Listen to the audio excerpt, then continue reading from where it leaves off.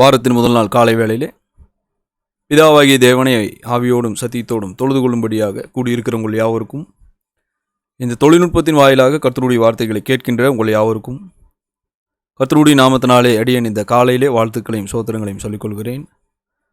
சற்று முன்பு சங்கீதம் 28 அதிகாரம் வசனம் 1 முதல் 5 வரை நாம் வாசி கேட்டோம். தாவீது கர்த்தருடைய செய்கைகளையும் அவருடைய கரத்தின் கிரியைகளையும் குறித்து இங்கே பேசிக்கொண்டிருக்கின்றார். குறிப்பாக அநேகர் கர்த்தருடைய செய்கைகளையும் அவருடைய கிரியைகளையும் கவனியாமல் போயிருப்பதை குறித்து தாவீது இங்கே பேசிக்கொண்டிருக்கின்றார். 1 முதல் 5 வரை நாம் மீண்டுமாக வாசிப்போம். என் கண்மலையாகிய கர்த்தாவே, உம்மை நோக்கி கூப்பிடுகிறேன். நீர் கேளாதவர் போல மௌனமாய் இராதேயும். நீர் மௌனமாய் இருந்தால் நான் குழியிலே இறங்குவர்களுக்கு ஒப்பாவேன். நான் உம்மை நோக்கி சத்தமிட்டு உம்முடைய பரிசுத்த சந்நிதிக்கு நேராக கையெடுக்கையில் என் விண்ணப்பங்களின் சத்தத்தை கேட்டறலும். அயலானுக்கு சமாதான வாழ்த்துதலை சொல்லியும் தங்கள் இருதயங்களில் பொல்லாப்பை வைத்திருக்கிற துன்மார்க்கரோடும் அக்கிரமக்காரரோடும் என்னை வாரிக்கொள்ளாதேயும். அவருடைய கிரியைகளுக்கும் அவருடைய நடத்தைகளின் பொல்லாங்குக்கும் தக்கதாக அவர்களுக்கு செய்யும். அவர்கள் கைகளின் செய்கைகளுக்கு தக்கதாக அவர்களுக்கு அழியும். அவர்களுக்கு சரிக்கு சரி கட்டும். அவர் கர்த்தருடைய செய்கைகளையும் அவர் கரத்தின் கிரியைகளையும் கவனியாதபடியால் அவர்களை இடித்து போடுவார், அவர்களை கட்டமாட்டார். கவனிக்க வசனம் 3 இங்கே குறிப்பாக தாவீது துன்மார்க்கரை குறித்தும் அக்கிரமக்காரரை குறித்தும் பேசிக்கொண்டிருக்கின்றார். 5ஆம் வசனத்தில் இந்த துன்மார்க்கர், இந்த அக்கிரமக்காரர்கள் கர்த்தருடைய கிரியைகளையும் அவருடைய செய்கைகளையும் கவனியாமல் போயிருக்கிறாங்கன்னு தாவீது சொல்றார். 5ஆம் வசனத்தில் கர்த்தர் இந்த மக்களுக்கு என்ன செய்ய போவதாக தாவீது குறிப்பிடுறாரு. 5 சொல்றார், அவர்கள் கர்த்தருடைய செய்கைகளையும் அவர் கரத்தின் கிரியைகளையும் கவனியாதபடியால் அவர்களை இடித்து போடுவார், அவர்களை கட்டமாட்டார் என்றார் தாவீது. பாருங்க, நாம் கர்த்தருடைய கிரியைகளை கவனிக்கின்றோமா என்பதை குறித்து தான் இந்த நாளில் நாம் கற்றுக்கொள்ளவிருக்கின்றோம். அது எப்படிப்பட்ட ஒரு முக்கியத்துவம் உள்ள ஒரு விஷயம் என்பதை குறித்து நம்ம இந்த வேலையில் கவனிக்க இருக்கின்றோம். இப்போ மனுஷனுடைய பிறப்பில் தேவனுடைய ஆச்சரியமான கிரியைகளை எத்தனை மனிதர்கள் கவனிக்கிறாங்க? ஆபிரகாம் சாராளுடைய விஷயத்தில் நாம் கவனிப்போமானால், சாராளால் பிள்ளை பெற முடியல. சாராள் ஆபிரகாம் இடத்தில் சொன்னாங்க, நான் பிள்ளை பெறாதபடிக்கு கர்த்தர் என் கர்ப்பத்தை அடைத்திருக்கின்றார். அப்படியானால் மனுஷனுடைய பிறப்பின் துவக்கத்திலிருந்தே தேவனுடைய கிரியைகள் அவனுடைய பிறப்பில் எவ்வளோ ஆச்சரியமாக இருக்குது. முதலாவது தேவன் தாயின் கர்ப்பத்தை திறக்க வேண்டியது இருக்கிறது. எரேமியாவில் நம்ம வாசிப்போம். பாருங்க, தாயின் கர்ப்பத்தில் பிள்ளையை தேவன் உருவாக்க வேண்டியது இருக்கிறது. அந்த பிள்ளையின் ஆவியை அவனுக்குள் தேவன் உருவாக்க வேண்டியது இருக்கிறது. அந்த பிள்ளைக்கு ஒரு சுவாசத்தை கொடுக்க வேண்டியது இருக்கிறது.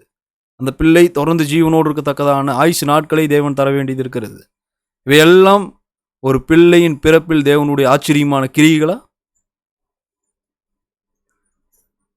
பாருங்க, இந்த பூமியில் உள்ள அநேகர் இதை குறிச்சலாக கவலைப்படுறது இல்லை, அதை கவனிக்கிறது இல்லை. ஆனால் வசனம் 5 நமக்கு இருக்கிறதான எச்சரிப்பு என்ன? தாவீது சொல்றாரு, கர்த்தருடைய கரத்தின் கிரியைகளை நாம் கவனியாதிருப்போம், ஆனால் கர்த்தர் இடித்து போடுவார். நாம் ஏன் கர்த்தருடைய கிரியைகளை கவனிக்கணும்? நாம் ஏன் அவருடைய செய்கைகளை குறித்து கவனிக்கணும்? பாருங்க, நாம் இந்த பூமியில் இருப்பதற்கான காரணமே அவர்தான் இல்லையா? அவர்தான் நம்மை இந்த பூமியில் வைத்திருக்கின்றார். நம்முடைய ஆவியை நமக்குள் உருவாக்கினவர் அவர்தான் சொன்னால், அந்த ஆவியை நம்மை விட்டு எடுத்துக்கொள்ளும் மட்டும் நம்மை தொடர்ந்து இந்த பூமியில் வச்சிருக்கிறவர் யார்? நம்முடைய சிருஷ்டிகர். பாருங்க, நாம் தேவனுக்கு சொந்தமானவர்களாக இருக்கிறோன்ற விஷயத்தை முதலாவது நாம் உணர்ந்து கொள்ள வேண்டியது இருக்கிறது. ஆனால் மனிதர்கள் ஏன் தொடர்ந்து தேவனை தேடாமல், தேவனுடைய கிரியைகளை கவனிக்காமல், தேவனை விட்டு விலகினவர்களாகவே இருக்கிறாங்க? நீதிமொழியில் 21ஆம் அதிகாரம் 2ஆம் வசனத்தில் நம்ம கவனிப்போம். சாத்தான் அப்படி மனிதர்களை மோசம் போக்கி இருக்கின்றான். நீதிமொழியில் 21:2 நம்ம வாசிக்கிறோம். கவனிங்க, மனுஷனுடைய வழியெல்லாம் அவன் பார்வைக்கு செம்மையாக தோன்றும், கர்த்தரோ இருதயங்களை நிறுத்து பார்க்கின்றார். மனுஷனுடைய வழியெல்லாம் அவன் பார்வைக்கு செம்மையாக தோன்றும்ன்ற பாருங்க, இன்றைக்கு அநேக மனிதர்கள் தேவன் இல்லை என்று சொல்லிட்டு போகிறதுக்கு, அநேக மனிதர்கள் தேவனுடைய கிரியைகளை கவனியாமல் போவதற்கு, அநேக மனிதர்கள் தேவனுக்கு கீழ்ப்படியாமல் போவதற்கான காரணம் என்ன? ஒரு மனுஷன் தேவன் இல்லைன்னு சொல்கிறாரு, தேவனுடைய கிரியைகள் நான் கவனிக்கவே இல்லை, தேவனை நான் தேடவே இல்லை, உங்களைப் போல் நான் ஆராதிக்கவே இல்லை, ஆனால் என்னுடைய காரியங்கள்லாம் நலமாக போகுதுன்னு ஒரு மனுஷன் சம்மதித்திருக்கிறார். அப்படி அவர் சம்மதித்திருப்பதற்கு அவரை சம்மதிக்க செய்தது யார்? ரோமர் 1ஆம் அதிகாரத்தில் நம்ம கவனிச்சோன்னு சொன்னால், தேவன் சிருஷ்டிகர் என்ற விஷயத்தை எல்லா மனிதர்களுமே அறிந்திருக்கின்றாங்க. ஆனால் தேவனை ஒரு மனுஷன் அறிந்திருந்து அவரை தேவன் என்று மகிமைப்படுத்தாமல் ஸ்தோத்தரியாமல் இருக்கும்போது, பாருங்க, தேவன் அவனை கேடான சிந்தைக்கு ஒப்பு கொடுக்கிறார். அந்த மனுஷனை தேவன் ஒரு முறை ஒப்பு கொடுத்துட்டாருன்னு சொன்னால், அங்கே தேவன் அவனோடு கூட வேலை செய்கிறது இல்லை, சாத்தான் அந்த மனுஷனை பிடிச்சுக்கிறான். அப்போ ஒரு மனுஷன் தேவன் இல்லைன்னு சொல்கிறாரு, அந்த மனுஷன் செய்கிற எல்லா பாவமும் அவருடைய பார்வையில் நியாயமாக இருக்குது. அந்த மனுஷன் கர்த்தருடைய செய்கைகளை கவனிக்கிறது இல்லை. அந்த மனுஷன் கர்த்தரை தேடுறது இல்லை. ஆனால் தொடர்ந்து அந்த மனுஷன் தன்னுடைய பார்வையில் நியாயமாகவே இருக்கிறான்னு சொன்னால், அப்படி அந்த மனுஷனை இருக்கும்படி சம்மதிக்க செய்தது யார்? அவனோடு கூட வேலை செய்கிற சாத்தான். தேவன் அவனை ஒப்பு கொடுத்துட்டார் இல்லையா? கேடான சிந்தையை செய்யும்படி தேவன் அவனை ஒப்பு கொடுத்துட்டார். அங்கே தேவன் அவனோடு கூட வேலை செய்யலை, சாத்தான் அவனோடு கூட வேலை செஞ்சுட்டு இருக்கிறான். அப்போ சாத்தானால் ஒரு மனுஷன் மோசம் போக்கப்பட்டிருப்பானால் பாருங்க, அந்த மனுஷன் எல்லா நேரத்திலும் தன்னுடைய பார்வையில் நியாயமானவனாகவே தான் இருப்பான். இங்கே அப்படி தான் சொல்லுது இல்லையா அந்த நீதிமொழிகள்? மனுஷனுடைய வழி எல்லாம் அவன் பார்வைக்கு செம்மையாக தோன்றும். ஆமாம், நான் தேவனை தேடுறதே இல்லை, அவருடைய கிரியைகளை நான் கவனிக்கிறது இல்லை, இந்த பூமியில் நான் காண்றது எல்லாமே இயற்கையின் விளைவாக இருக்குது, தேவன் ஒருத்தர் இல்லவே இல்லை, இப்படி ஒரு மனுஷன் சொல்லிட்டு இருக்கிறாரு. இப்படி அந்த மனுஷன் சொல்லிட்டு அவருடைய பார்வைக்கு சரி போனபடி அந்த மனுஷன் வாழ்ந்துட்டு இருக்கிறாரு. அது அவருடைய பார்வையில் நியாயமாக நீதியாக செம்மையாக இருக்குது. அப்படி அந்த மனுஷன் சம்மதித்து இருப்பதற்கு பின்னணியாக அவனை சம்மதிக்க செய்தது யார்? சாத்தான். ஆனால் தாவீது நம்ம இடத்துல என்ன சொல்கிறாரு? கர்த்தருடைய செய்கைகளை நம்ம கவனியாது இருப்போமானால் கர்த்தர் இடித்து போடுவார்ன்றார் தாவீது. அதனால தான் தாவீது கர்த்தருடைய செய்கைகளை குறித்து ரொம்ப ஆச்சரியமாக, ரொம்ப அதிசயமாக எப்படி அதை விவரிக்கிறார்ன்றதை நம்ம கவனிப்போம். அவைகளை அறிந்து கொள்ளும்படிக்கு தாவீது ரொம்ப அதிக வாஞ்சியோடு கர்த்தருடைய வார்த்தைகளில் அவர் தேடுறதை நம்ம கவனிப்போம். பாருங்க, தாவீதை குறித்து நம்ம அதிகமான காரியங்களை கற்றுக்கொள்ள முடியும். தாவீதிடமிருந்து நாம் கற்றுக்கொள்ளக்கூடிய காரியங்களில் ஒன்று, அவர் கர்த்தருடைய கிரியைகளை கவனித்து அதை அவர் கண்ட பிற்பாடு தாவீது அதை புகழ்ந்து பாடினார். அதை குறித்து தாவீது அதிக ஆனந்த சத்தமிட்டார். அதை மற்றவர்களும் காணணும்னு தாவீது விரும்பினார். தாவீது அதை கண்ட பிற்பாடு தேவனை துதித்தார். மற்றவர்களும் கர்த்தருடைய கிரியைகளை கண்டு கர்த்தரை துதிக்கணும்னு தாவீது விரும்பினார். பாருங்க, அந்த ஒரு மாதிரியை தாவீதிடமிருந்து நாம் இந்த நாளில் எப்படி கற்றுக்கொள்ள போகிறோம் என்பதை குறித்து தான் படிக்க இருக்கின்றோம். சரி, சங்கீதம் 119 அதிகாரம் 18 வசனத்தை நாம் கவனிப்போம்.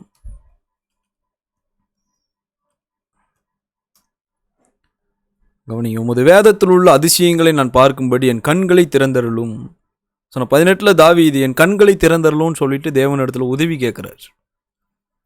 18 வசனத்தில் தாவீது எண்ணத்தை பார்க்கும்படிக்கு தன்னுடைய கண்களை கர்த்தர் திறக்கணும்னு உதவி கேட்கிறாரு.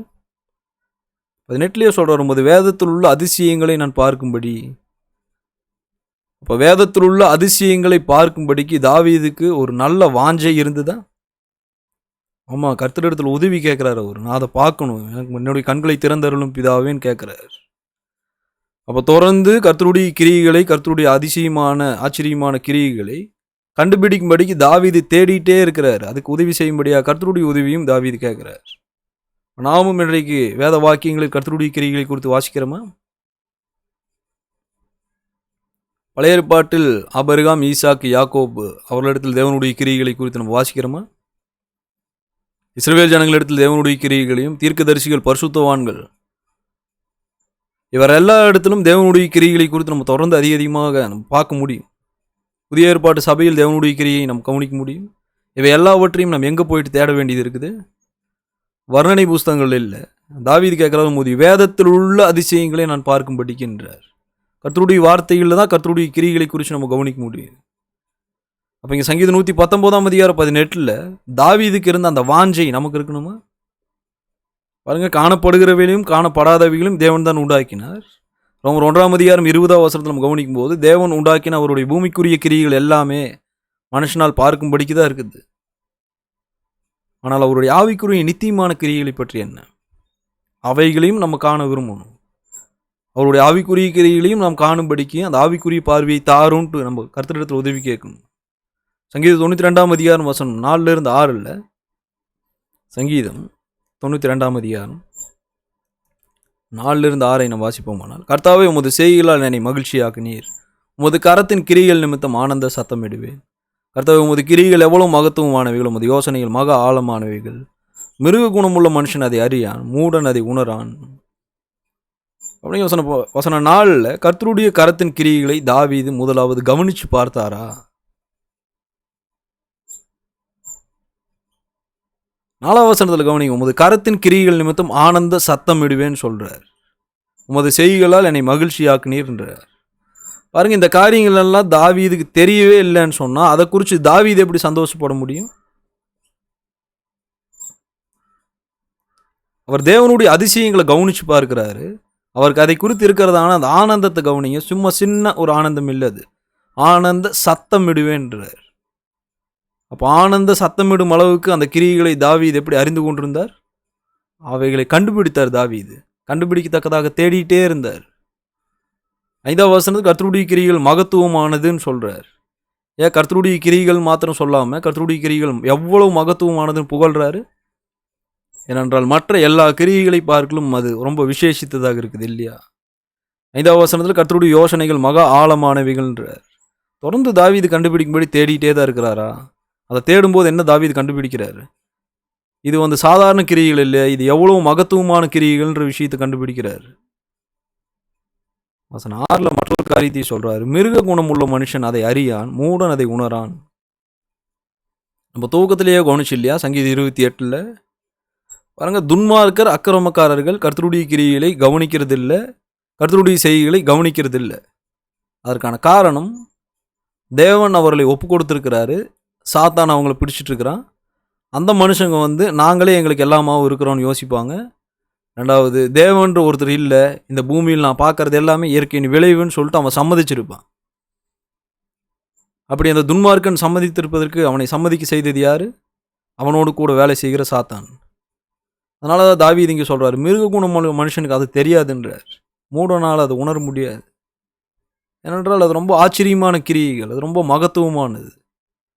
அதை ஆராய்ந்து பார்க்கிறவங்களால தான் கண்டுபிடிக்க முடியும். மூடன் அதை உட்காந்துட்டு ஆராய்ந்து பார்ப்பானா? இல்லை, மூடன் அதை ஒரு பொருட்டாவே எடுத்துக்க மாட்டான் இல்லையா? சங்கீதம் 111ஆம் அதிகாரம் வசனம் 1-4 நம்ம கவனிப்போமானால், தாவீது கர்த்தருடைய செய்கைகளை குறித்து புகழ்றார். கவனிங்க, படிப்படியாக நம்ம அந்த காரியங்களை கவனிச்சுட்டு இருக்கிறோம். முதலாவது, கர்த்தருடைய செய்கைகளை அறிந்து கொள்ளும்படியான வாஞ்சை தாவீதுக்கு இருக்குது. அதை அறிந்து கொள்வதற்கு உதவி செய்யும்படியாக கர்த்தருடைய உதவியை தாவீது கேட்குறாரு. அதை தாவீது அறிந்து கொள்ளும்போது, அதை தேடி கண்டுபிடிக்கும் போது அதில் ரொம்ப ஆனந்த சத்தமிடுறார். அதை குறித்து ரெண்டாவது, அதை குறித்து புகழ்றார் தாவீதிங்க. அதை தான் 111:1 நம்ம வாசிக்கிறோம். அல்லேலூயா, செம்மையானவர்களுடைய சங்கத்திலும் சபையிலும் கர்த்தரை முழு இறுதியத்தோடு துதிப்பேன். கர்த்தரின் செய்கைகள் பெரியவைகளும் அவையில் பிரிப்படுகிற எல்லாராலும் ஆராயப்படுகளுமாக இருக்கிறது. அவருடைய செயல் மகிமையும் மகத்துவம் உள்ளது. அவருடைய நீதி என்றென்றைக்கும் நிற்கும். அவர் தம்முடைய அதிசயமான செய்களை நினைவு கூறும்படி செய்தார். கர்த்தர் இரக்கமும் மன உருக்கமும் உள்ளவர். அவனையும் 1-4 இங்கே கர்த்தரை முழு இறுதியத்தோடு துதிப்பேன்றார். அப்போ இங்கே தாவீது கர்த்தரை துதிப்பதற்கு காரணமாக இருந்தது என்ன? அவர் தேவனுடைய செய்கைகளை கவனித்து பார்க்கிறார். 2-3 தேவனுடைய செய்கைகளை தாவீது விவரித்து புகழ்றார். எப்படி புகழ்றார்? 2ஆம் வசனத்தில் தேவனுடைய செய்கைகள் பெரியவைகள். இப்போ தேவனுடைய கிரியைகள், அவருடைய செய்கைகளை குறித்து தாவீது ஆராயும் போது, அவைகளை கண்டுபிடிக்கும்படியாக தேடும்போது தாவீது என்ன கண்டுபிடிச்சிக்கிறாரு? இது சாதாரண செய்கைகள் இல்லை, இது பெரியவைகள்னு புரிஞ்சுட்டார். 3ஆம் வசனத்தில் என்ன அறிந்து கொண்டார்? அவர் தேடி கண்டுபிடிக்கும் போது இந்த செயல்கள் மகிமையும் மகத்துவம் உள்ள செயல்கள்ன்றதை புரிஞ்சுக்கிறார். பாருங்க, சாதாரண செயல்களுக்கும் மகிமையும் மகத்துவம் உள்ள ஒரு செயல்களுக்கும் வித்தியாசம் இருக்குதா? மகத்துவமுள்ள செய்கைகள் அப்படின்னு சொல்லும்போது, மகத்துவமுள்ள செயல்கள் அப்படின்னு நம்ம பேசும்போது, மற்ற எல்லாவற்றை பார்க்கலும் விசேஷித்த செய்கைகளை குறித்து நம்ம பேசுகிறோம். இப்போ தாவீது கர்த்தருடைய செய்கைகளை ஆராய்ந்த போது, கர்த்தருடைய செய்கைகளை கண்டுபிடிக்கும்படியாக தேடின போது, அது எப்படிப்பட்ட அதிசயமான செய்கைகள்ன்றதை கவனித்து புரிஞ்சுக்கிட்டார். அவர் அதை விவரிக்கவும் செய்கிறார். அதை குறித்து ஆனந்த சத்தமிடுறாரு, அதை புகழ்ந்து பேசுகிறார் தாவீது. சங்கீதம் 145ஆம் அதிகாரம் 1-6 தாவீது இங்கே என்ன சொல்றாரு? சங்கீதம் 145ஆம் அதிகாரம் 1-6 இங்கே கவனிக்கிறோம். 1-6 ராஜாவாகி என் தேவனை, உம்மை உயர்த்தி உம்முடைய நாமத்தை எப்பொழுதும் என்றென்றைக்கு ஸ்தோத்திரிப்பேன். நாடோறும் உம்மை ஸ்தோத்திரித்து எப்பொழுதும் என்றென்றைக்கும் உம்முடைய நாமத்தை துதிப்பேன். கர்த்தர் பெரியவரும் மிகவும் புகழப்படத்தக்கவருமாயிருக்கிறார். அவருடைய மகத்துவம் ஆராய்ந்து முடியாதது. தலைமுறை தலைமுறையாக உம்முடைய கிரியைகளின் புகழ்ச்சியை சொல்லி உம்முடைய வல்லமையுள்ள செய்திகளை அறிவிப்பார்கள். உம்முடைய சிறந்த மகிமை பிரபாதத்தையும் உம்முடைய அதிசயமான கிரியைகளின் குறித்து பேசுவேன். ஜனங்கள் உம்முடைய பயங்கரமான கிரியைகளின் வல்லமையை சொல்லுவார்கள். உம்முடைய மகத்துவத்தை நான் விவரிப்பேன். கவனிங்க, 145ஆம் அதிகாரம் 1-6 உம்முடைய நாமத்தை எப்பொழுதும் என்றென்றைக்கும் ஸ்தோத்திரிப்பேன்னு சொல்றாரு தாவீது. நாள்தோறும் உம்மை ஸ்தோத்திரித்து என்றென்றைக்கும் உம்முடைய நாமத்தை துதிப்பேன். அப்போ தாவீது கர்த்தருடைய நாமத்தை எப்பொழுதும் என்றென்றைக்கும் ஸ்தோத்தரிப்பதற்கு நாள்தோறும் கர்த்தரை தாவீது துதிப்பதற்கு காரணம் என்ன? அவர் தேவனுடைய ஆச்சரியமான கிரியைகளை கவனித்து பார்த்தார். 5ஆம் வசனத்தில் தாவீது கர்த்தருடைய அதிசயமான கிரியைகளை குறித்து புகழ்ந்து பேசுவேன்றார். புகழ்ந்து பேசும் அளவு கர்த்தருடைய கிரியைகள் எப்படிப்பட்ட மகிமை உள்ளதாக இருக்குது. அது சாதாரண கிரியைகள் இல்லைன்றதை தாவீது புரிஞ்சுக்கிறார். 6ஆம் வசனத்தில் சொல்கிறார், உம்முடைய வல்லமையான செயல்களை நான் விவரிப்பேன். இப்போ கர்த்தருடைய கிரியைகள், அவருடைய செய்கைகள் சாதாரணமானதாக இருக்குதா? அதுங்க ஒரு மனுஷனை உண்டாக்குவது அப்படிங்கிற விஷயம் சாதாரணமான விஷயமா? மனிதர்கள் ரோபோட்ஸ்களை உண்டாக்குறாங்க. ஆனால் எந்த ஒரு மனுஷனாவது மனதையோ இருதயத்தையோ உண்டாக்க முயற்சிப்பாங்களா? அதை மனுஷங்களால் செய்ய முடியாது. அப்போ கர்த்தருடைய கிரியைகள், அவருடைய செய்கைகள் எப்படிப்பட்ட ஆச்சரியமானதாக இருக்குது. தாவீது அதை புகழ்கிறார். அதை தாவீது அறிந்து கொண்டார். அது ரொம்ப அதிசயமானது அப்படிங்கிறத தாவீது அறிந்து கொண்டார். வசனம் 6ல் உம்முடைய வல்லமையான செயல்களை நான் விவரிப்பேன்னு தாவீது சொல்லும்போது தாவீதுக்கு அதில் ஏதாவது வாஞ்சை இருந்ததா? பாருங்க, இதில் அதிக அதிக வல்லமை இருக்குது, அதிக அதிக அதிசயம் இருக்குது இந்த கிரியைகளின்ட்டு தாவீது தேடிட்டே இருக்கிறார். தாவீதை போல நம்மில் எத்தனை பேர் கர்த்தருடைய கிரியைகளை அறிந்து கொள்ளும்படிக்கு வேத வாக்கியங்களை தொடர்ந்து தேடுறோம்? பாருங்க, நம்ம கர்த்தருடைய கிரியைகளை நிச்சயமாக கவனிக்கணும். அவருடைய செய்திகளை குறித்து நம்ம தேடி அவைகளை அறிந்து கொள்ளணும். வேத வாக்கியங்களில் நம் பழைய ஏற்பாடு புதிய ஏற்பாட்டில் எத்தனை கர்த்தருடைய கிரியைகளை வாசிக்க முடியாது.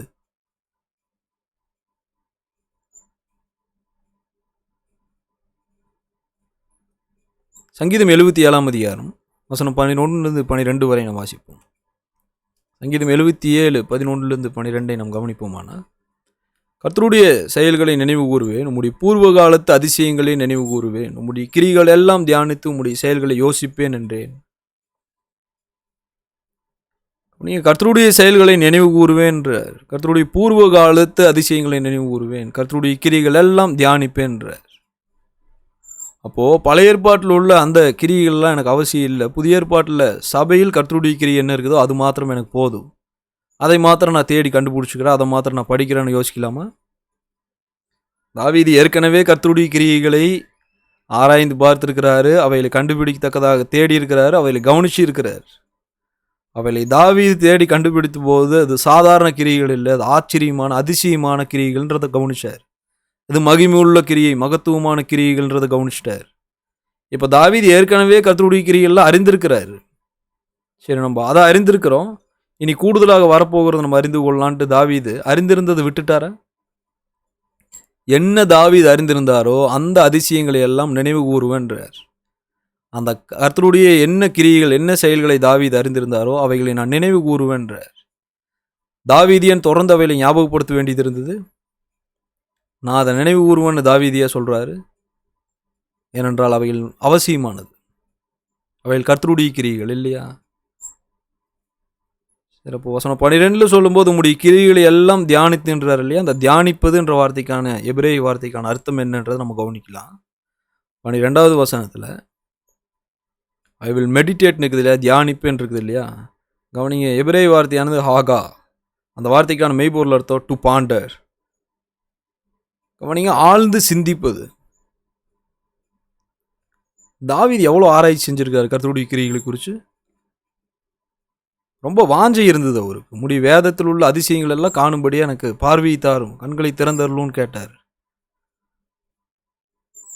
அதுங்க தாவீதுக்கு இருந்த வாஞ்சியில் தாவீது நிறைய காரியங்களை தேடி கண்டுபிடிச்சிருக்கிறாரு. அவைகள் எல்லாம் தாவீது அவருடைய சங்கீதத்தில் விவரிக்கவும் செஞ்சிருக்கிறார்.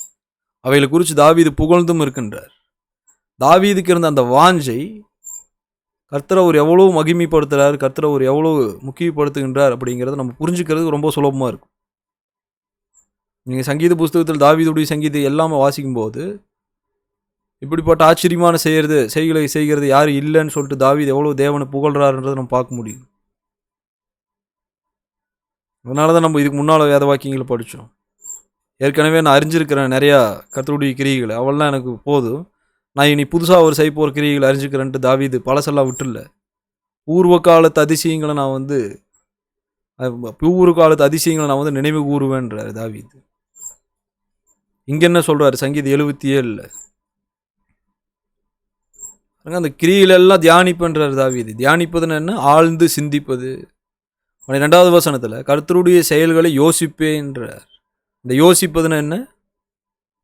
இந்த யோசிப்பது அப்படிங்கிறதுக்கான எபிரேய வார்த்தையை நம்ம கவனிக்கலாம். பேசுவேன் இருக்குது ஆங்கிலத்தில்.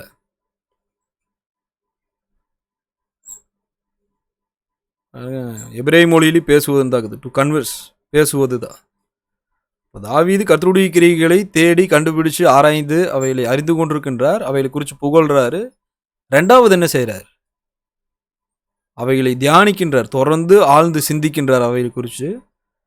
அதுக்கு பிற்பாடு அந்த கிரியைகளை அவர் பேசுகிறார்.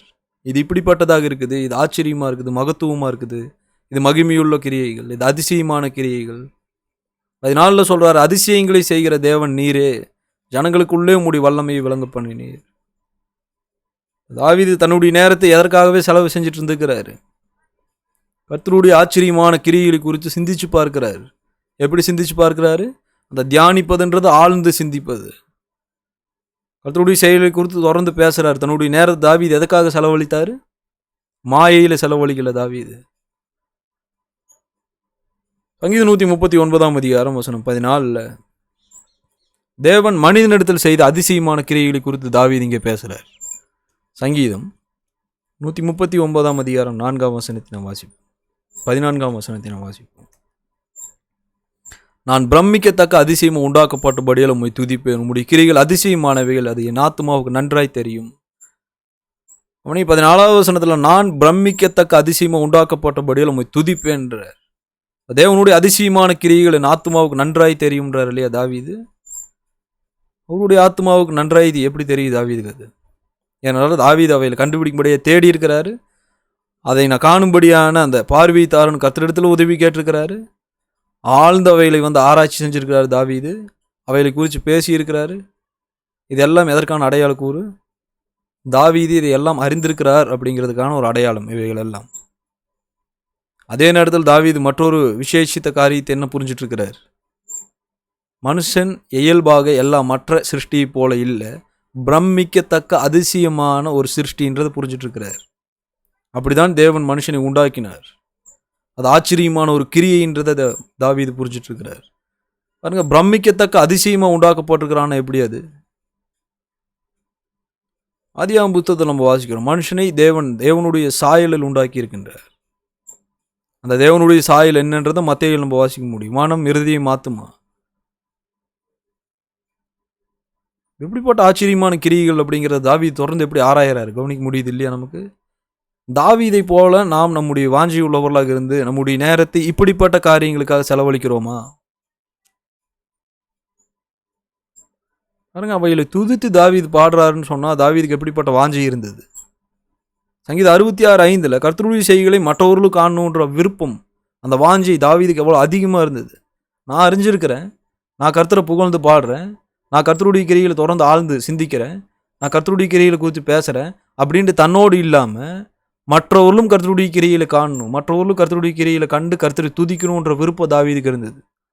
அதாவது சங்கீதம் 66:5 நம்ம வாசிக்கிறோம், தேவனுடைய செய்களை பாருங்கள், அவர் மனுபுத்திர இடத்தில் நடப்புக்கும் கிரியைகளில் பயங்கரமானவர் என்றார்.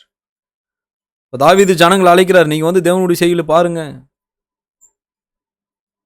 இது ஆச்சரியமான கிரியைகள், மகத்துவமான கிரியைகள்ன்றது அவர் அறிந்திருக்கிறார். அதே விஷயத்தை ஜனங்களும் அறிந்து கொள்ளணும்னு விரும்புகிறார். வாங்க பாருங்க, அவர் மனுபுத்திரத்தில் நடக்கும் கிரியைகள் ரொம்ப பயங்கரமானவர். அவர் வல்லமையுள்ள தேவனாக இருக்கிறார். ஜீவனுள்ள தேவன் இல்லையா நம்முடைய தேவன்?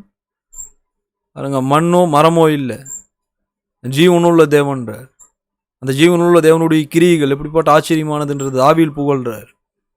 தேவனுடைய கிரியைகளை குறித்து நாம் ஏன் புகழ்றது இல்லை இன்னைக்கு? ஏனென்றால் தேவனுடைய கிரியைகளை கவனிக்கிறது இல்லை. முதலாவது நம்ம தாவீதை போல தேவனுடைய கிரியைகளை நாம் அறிந்து கொள்ளும்படியாக தேடணும், அவைகளை கவனிக்கணும். கர்த்தருடைய கிரியைகளை குறித்து நம்ம புகழணுமா? தாவீது புகழ்ந்தார். மற்றவர்களும் கர்த்தருடைய கிரியைகளை குறித்து புகழணும்னு தாவீது விரும்பினார். மற்றவர்களும் கர்த்தரை அவருடைய கிரியைகளை பார்த்து துதிக்கணும்னு தாவீது விரும்பினார். அதே விருப்பம் நம்மளுக்கு இருக்கணும். சங்கீதம் 40:5 வசனத்தை நான் வாசிப்போம். கர்த்தருடைய அதிசயங்கள் எப்படிப்பட்டதாக இருக்கிறது? என் தேவனாய் கர்த்தாவே, நீர் எங்கள் நிமித்தம் செய்த உம்முடைய அதிசயங்களும் உம்முடைய யோசனைகளும் அநேகமாக இருந்தது, ஒருவரும் அவைகளை உமக்கு விவரித்து சொல்ல முடியாது. நான் அவைகளை சொல்லி அறிவிக்க வேண்டுமானால் அவைகள் எண்ணிக்கைக்கு மேலானவைகள். இந்த வசனத்தில் கர்த்தருடைய அதிசயங்கள் எப்படி இருக்குது? 12, 13 நம்ம அளவு அது குறிப்பிட முடியாது, அநேகமாக இருந்ததுன்றார். இங்கே தாவீது கர்த்தருடைய அதிசயங்களை குறித்து அறிந்திருந்தாரா? உம்முடைய அதிசயங்கள் எண்ணிக்கைக்கும் மேலானவைகள்ன்றார். அவர் அவைகள் எல்லாம் அறிந்திருக்கின்றார். அவைகளை சொல்ல முடியாதுன்ற விஷயத்தை அறிந்திருக்கிறார். அப்போ சங்கீத புஸ்தகத்தில் படிக்கும்போது கர்த்தருடைய அதிசயங்கள் திரளாக இருக்குது அப்படிங்கிறத நம்ம படிக்கிறோம். அப்போ கர்த்தருடைய அதிசயங்கள் திரளாக இருக்குதுன்ற விஷயம் தாவீதுக்கு எப்படி தெரியும்? ஏனென்றால் தாவீது அவள் தேடி இருக்கிறார். அவருடைய கிரிகள் நிறைந்திருக்குது. கர்த்தருடைய கிரிகள் அதிகமானவைகள், அதிசயமானவைகள், மகத்துவமானவைகள் தாவீது சொல்கிறார் இல்லையா? அதெல்லாம் தாவீதுக்கு எப்படி தெரியும்? தாவீது தேடி கண்டுபிடிச்சிருக்கிறார். அதற்கு கர்த்தருடைய உதவியும் அவர் பெற்றுக்கொண்டிருக்கின்றார். இங்கே சொல்கிறார் 5ஆம் வசனத்தில், அவருடைய அதிசயங்கள் அநேகமாக இருக்கிறது. நாம் தாவீதை போல கர்த்தருடைய எல்லா கிரியைகளும் கண்டுபிடிக்கும்படி வேத வாக்கியங்களை தேடுறோமா? எஸ்ராவை போல நம்ம ஆராய்ந்து பார்க்கிறோமா? வேத வாக்கியங்களை ஆராய்ந்து பார்க்கணும். தாவீதை போல கர்த்தருடைய கிரியைகளை கண்டுபிடிக்கும்படியாக தேடணும். அவைகளை நாம் கண்டுபிடிப்போமானால், அவைகளை குறித்து நாம் அறிந்து கொள்வோமானால், மற்றவர்களும் அதை அறிந்து கொள்ளணுன்ற விருப்பம் நமக்கு வேணும். அதை நாம் அறிந்து கொண்டு கர்த்தரை துதிக்கிறோம். மற்றவர்களும் அவருடைய எல்லா கிரியைகளையும் அறிந்து கொண்டு அவரை துதிக்கணும்னு விரும்பணும். நம்ம சங்கீதம் 136ஆம் அதிகாரம் 4ஆம் வசனத்தில் நமது தேவன் பெரிய அதிசயங்களை செய்கிறவராக இருக்கிறார் என்றாங்க. அப்படியே யோபு 5ஆம் அதிகாரம் 9ல் நீங்கள் அந்த இடத்துல கை வச்சுட்டு திருப்பி பார்த்தீங்கன்னா, ஆராய்ந்து முடியாத பெரிய காரியங்களையும் எண்ணி முடியாத அதிசயங்களை அவர் செய்கிறார். வேற எந்த ஒரு மனுஷனாலாவது அப்படிப்பட்ட காரியங்களை செய்ய முடியுமா? பெரிய அதிசயங்களை தேவன் செய்கிறார். அவருடைய அந்த ஆச்சரியமான அதிசயங்களை எல்லாம் எப்படிப்பட்டதாக இருக்குது என்றார். எண்ணி முடியாத அதிசயங்கள்ன்றார் யோபுல. நீங்கள் போய் படிச்சு பாருங்க. அப்போ கர்த்தருடைய ஆச்சரியமான கிரியைகளை குறித்து கண்டுபிடிக்கும்படி தொடர்ந்து வேதத்தில் நம்ம தேடுவோமானால் நம்ம என்ன கண்டுபிடிப்போம்? கடைசியா அது எண்ணிக்கைக்கு மேலானவைகள்ன்றதை கண்டுபிடிப்போம். கடைசியாக நம்ம என்ன கண்டுபிடிப்போம்? அவைகள் விவரித்து சொல்ல முடியாத அளவுக்கு அது அதிகமானதுன்றதை கண்டுபிடிப்போம். இப்போ எண்ணிக்கைக்கு மேலானவைகள் கர்த்தருடைய கிரியைகள்னு சொல்லும்போது விவரித்து சொல்ல முடியாத அளவுக்கு கர்த்தருடைய கிரியைகள் இருக்குதுன்னு சொன்னால் நம்ம தொடர்ந்து ஆராய்ந்து கண்டுபிடிச்சிட்டே தான் இருக்க முடியும் இல்லையா? ஆனால் நம்ம அதை செய்கிறது இல்லை. ஏனென்றால் தாவீதுக்கு இருந்த அந்த வாஞ்சை நமக்கு இல்லை. ஆனால் அந்த வாஞ்சை நமக்கு வேணுமா? உபாகமம் 3ஆம் அதிகாரம் வசனம் 23, 24 நம்ம வாசிப்போம்.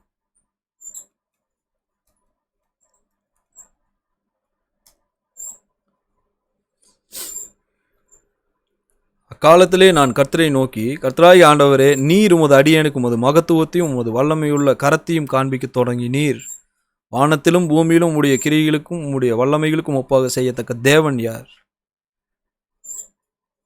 வசனம் 10ல் இந்த மனிதன் எதை மன்னிக்கும். வசனம் 24ல் கர்த்தர் தம்முடைய மகத்துவத்தையும் வல்லமையும் மோசேக்கு எப்படி காண்பிச்சார்?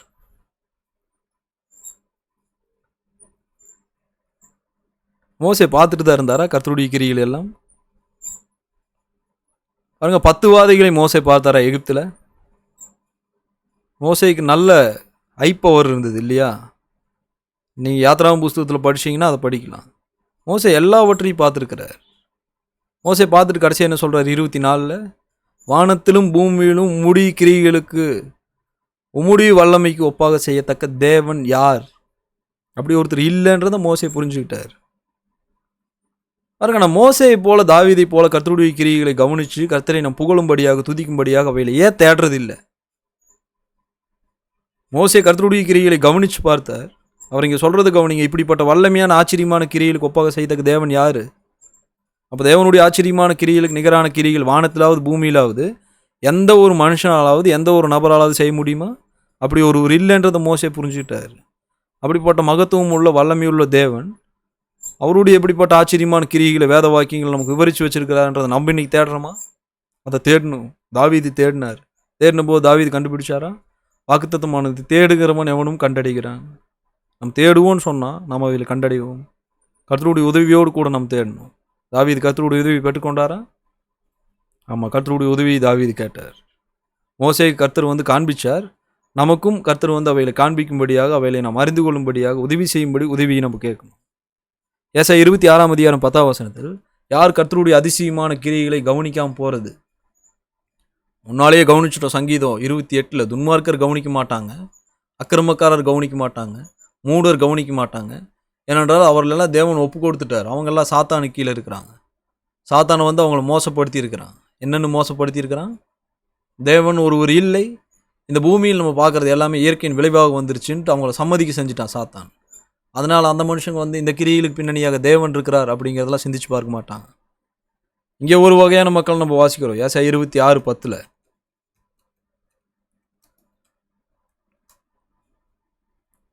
இங்கே ஒரு மனுஷன் இருக்கிறாரு, துன்மார்க்கனுக்கு தயவு செய்தாலும் நீதியை கற்றுக்கொள்ளான், நீதியுள்ள தேசத்திலும் அவன் அநியாயம் செய்து கர்த்தருடைய மகத்துவத்தை கவனிக்காதே போகிறான். அப்போ இங்கே ஒரு மனுஷன் இருக்கிறாரு, அவர் வந்து அநியாயம் செய்வது எப்படி அப்படிங்கிற விஷயத்தை சிறப்பாக அறிஞ்சிருக்கிறார். அதே நேரத்தில் அந்த அநியாயத்தை அவர் செய்யவும் செய்கிறார்.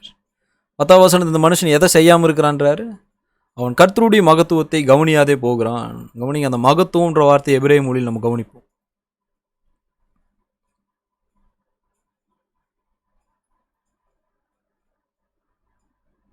இருக்குதையா? மேஜஸ்டி,